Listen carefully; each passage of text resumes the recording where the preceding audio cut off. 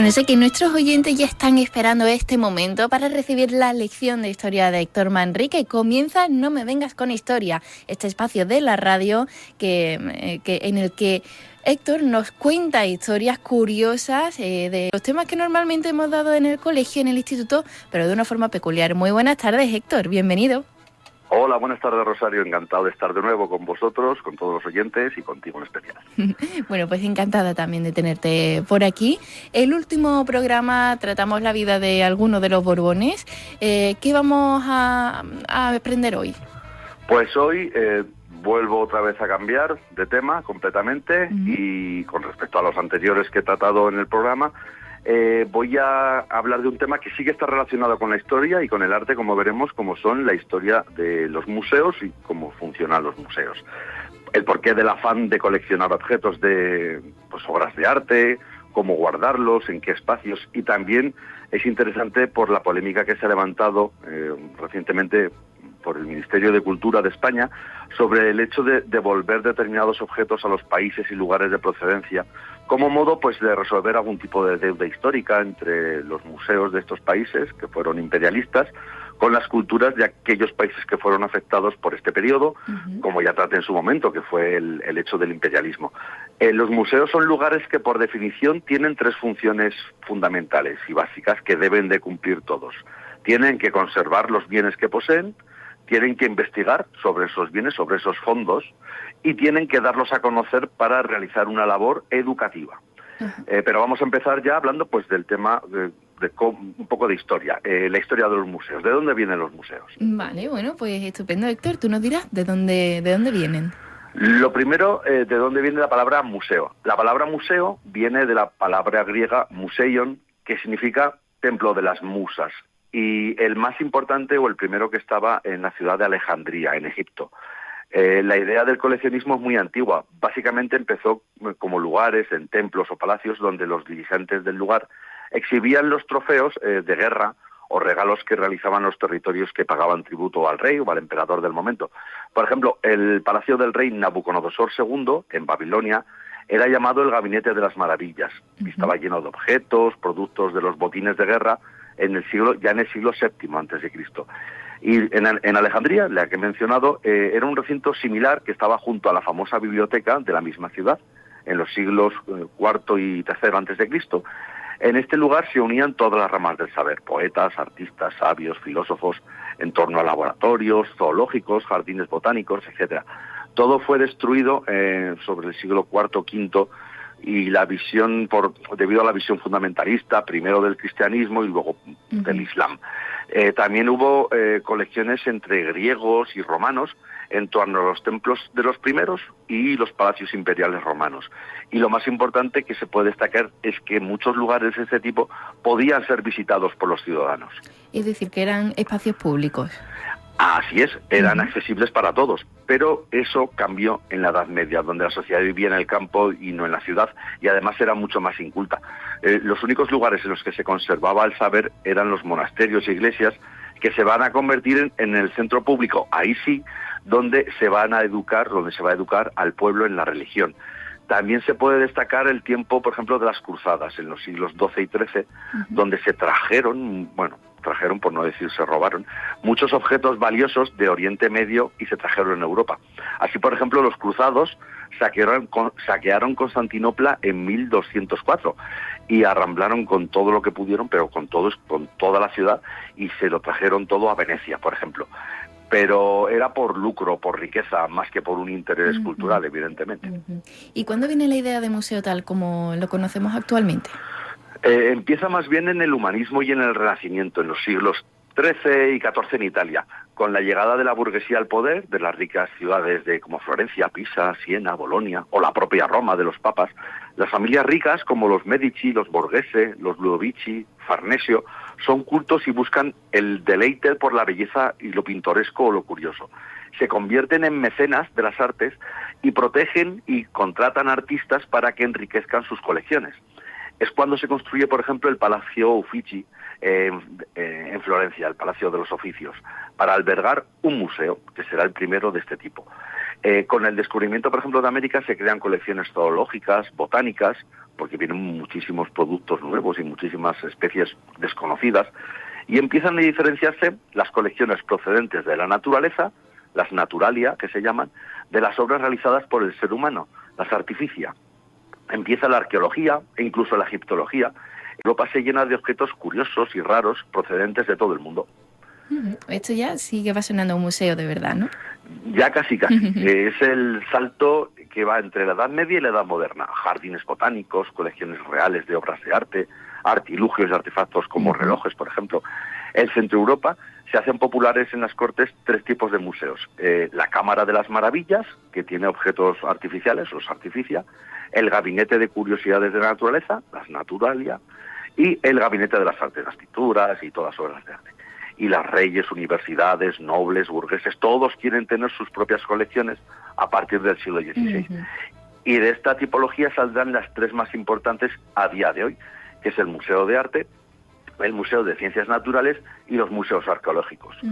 ¿Ya se empiezan a construir edificios para usarlos como museos en exclusiva en esta época? Es justo en este momento. A principios del siglo XVIII, con la Ilustración, se fundan las Academias de Bellas Artes. Se funda, por ejemplo, el Museo Británico, el primero que está abierto al público, el Hermitage en San Petersburgo, o los museos del Vaticano en Roma, eso es sobre el siglo XVIII. Y, por ejemplo, en 1819 se inaugura en Madrid el Museo del Prado. En principio iba a ser un museo de historia natural, que junto con el cercano el Real Jardín Botánico y el Real Observatorio Astronómico iban a conformar la Colina de las Ciencias, que se dio a conocer. Pero al final se convirtió en una pinacoteca, un museo de pinturas. La pinacoteca quiere decir eso, museo de pinturas. Y, por ejemplo, hay también la gliptoteca, esto ya es menos conocido. La gliptoteca es el museo, pero solamente de esculturas. Y ahora hay museos en todos los lugares del mundo y de casi todo, ¿no? Hay una clara vocación cultural de los estados, las ciudades, las regiones, por tener las colecciones artísticas más importantes para atraer turismo, básicamente, pero también cultura. Se puede hacer un repaso de los mayores y más importantes museos del mundo, y los hay de todo tipo, desde museos estatales, como con obras inmortales, o museos privados favorecidos por los nuevos mecenas del arte. Las familias más ricas del mundo crearon sus colecciones particulares, que fueron ampliando gracias a las grandes desgravaciones fiscales que ofrecía el Estado. Por ejemplo, los Guggenheim, los Smithson, los Getty, los Thyssen-Bornemisza de Misa, hay algunos nombres de estos que sí se ven reflejados directamente con museos. Todos ellos han conformado algunos de los museos más reconocibles del mundo. ¿Y cuáles son, a tu parecer, los más importantes del mundo? Bueno, hay tanto y tan bueno que es imposible hacer un ranking de los mejores museos del mundo. Sí que puedo citar algunos como los más importantes, y pondrían primero, por ejemplo, el Museo Smithsonian de Washington, el Museo Smithsoniano, que es el más grande del mundo, ya que en realidad se trata de un complejo de 19 museos y galerías de arte, y todas unidas en torno a la capital de Estados Unidos, a Washington. Es impresionante, y hay de todo: museos de pintura, de tecnología, historia natural, arte americano, museo de historia estadounidense, de todo. De hecho, tienen más de 136 millones de objetos, de bienes, en su colección. Luego están los típicos, pues la National Gallery de Londres, el Louvre en París, los museos vaticanos, el Museo de Arte Moderno de Nueva York y el Metropolitan, también en la misma ciudad, el Rijksmuseum en Ámsterdam, o el famoso British Museum, con su montón de obras de arte expuestas que son reclamadas por muchos países, como por ejemplo Grecia, que reclaman la devolución de las esculturas del Partenón de Atenas, o Egipto, con que el British tiene la gigantesca muestra de arte de Egipto antiguo, contando, por ejemplo, con el famoso tesoro de Tutankamón. Ya, sobre todo eso ha generado mucho debate sobre si hay que devolver las obras de arte o no, ¿no? Como has comentado al principio. Así es, y a nuestro país ha llegado también en ese debate, esa polémica alimentado por, ya te digo, por el Ministerio de Cultura, sobre si habría que devolver determinados objetos que están ahora en los museos, sobre todo de Madrid, y traídos en su momento, pues, por ejemplo, de la colonización de América, o incluso devolver la Dama de Elche a la ciudad alicantina, o la Dama de Baza, de vuelta a Andalucía. No quiero influir en la opinión de los oyentes sobre qué es lo que sería correcto hacer o no, pero como dato diré que en países como Bélgica sí se ha empezado un proceso de recuperación de objetos de época colonial que se están devolviendo a sus lugares de origen, por ejemplo el Congo, en Centroáfrica. Pero es que en Bélgica tienen en su territorio hay un museo dedicado estuvo dedicado, mejor dicho, a una terrible época como fue el colonialismo en el centro de África, que es el Museo Real de África Central, fundado como museo a mayor gloria del racismo, podríamos decir. Tenían un museo precisamente para eso, ¿no? Para recoger todo lo que... Para recopilar y para dar a conocer toda la cultura, digámoslo así, pero de una visión racista, de supremacía, en este caso de los belgas, ¿no? De la cultura occidental blanca. Era propio de finales del siglo XIX. Y ahí tenemos al rey genocida por excelencia, que fue Leopoldo II de Bélgica. Incluso llegó a llevar agentes del Congo a este lugar para exhibirlos como un auténtico zoo humano. Pero es que esto era habitual a finales del siglo XIX. Los puso en la Exposición Universal que se realizó en Bruselas en 1897. Pero vamos, que también hubo exposiciones itinerantes con zoos humanos por toda Europa y llegaron a Madrid o a Barcelona. En este contexto hay que recordar la polémica, por ejemplo, del bosquín humano de la ciudad de Bañolas, del Museo de Bañolas. Algún oyente seguramente sabe de lo que estoy hablando.